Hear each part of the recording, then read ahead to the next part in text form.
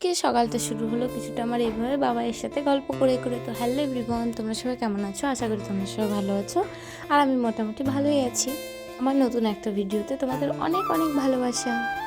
তো সকালবেলা খাওয়া দাওয়া সেরে তারপরে বাবাইকে মার কাছে দিয়ে, বাবাই ছিল মার কাছে খেলা করছিল, তো ভাবলাম আমি স্নান করে আসি।